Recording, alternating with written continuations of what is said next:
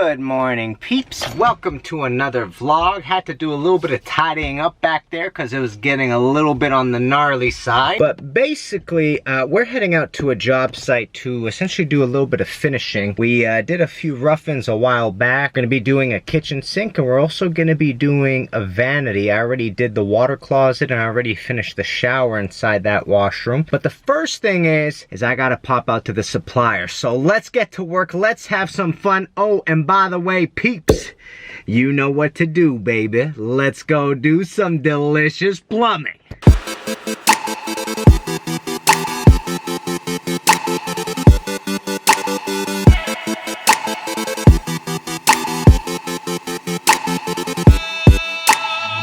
Alright, just want to show you quickly what I got. I got myself a new C-tank. Mine is fully dead, the previous one that I had. And I also ended up picking up a bunch of bow adapters. Bow adapters basically transition from ABS to... This lens is not looking good. Alright, bow adapters essentially transition from ABS to copper, or copper to ABS, I should say. I got two different types. I got 1 1/4 by 1.5 inch, and then I also got 1.5 inch by 1.5 inch. And you see a slight little difference in size right here, but these are crucial because if you don't have them, there's no other way to transition unless you're using a Fernco or something like that. But we always prefer the bow adapters. So let's get to work.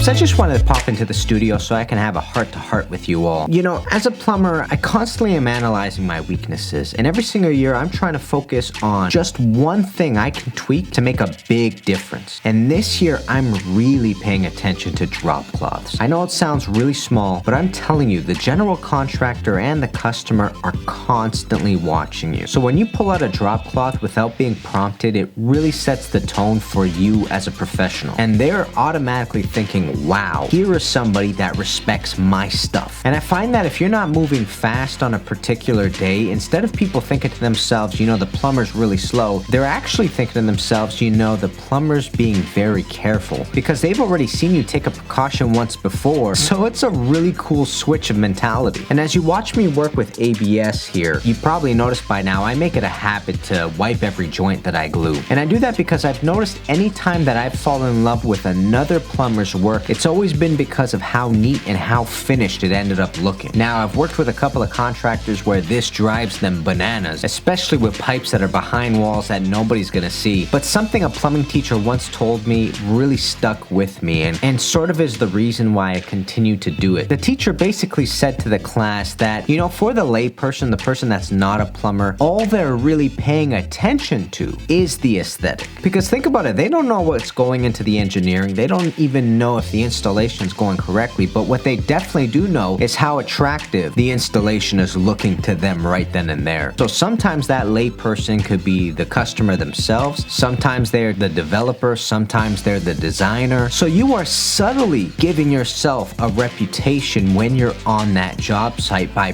bringing in the drop sheets and also showing some good old clean work, which is allowing everybody to understand, look, at minimum, here is somebody that really takes pride in their work, and they show that by caring about other people's work and also the work that they produce themselves. So I don't know where you all fall on the speed versus aesthetic debate, but I'm laying out my cards here. I do think aesthetic is important, and I do take pride in making it not only functional, but also make it look beautiful at the same time. So that's just some food for thought, peeps. Thank you for the support, and enjoy the rest of the vlog.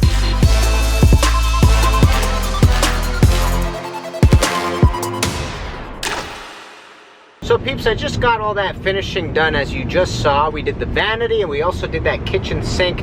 I actually just got another call where I gotta pop out and basically take care of a toilet. A toilet is running, which can either be the flapper that's an issue or maybe even the fill valve. And you know, in a lot of those circumstances, you end up doing both, just because if the internal guts are not holding up, you might as well, you're already there. It's not a lot more money. So you get that fill valve, you get that flapper, you get a brand new supply line, and you install that bad boy. So let's go ahead and get that done. Here we go.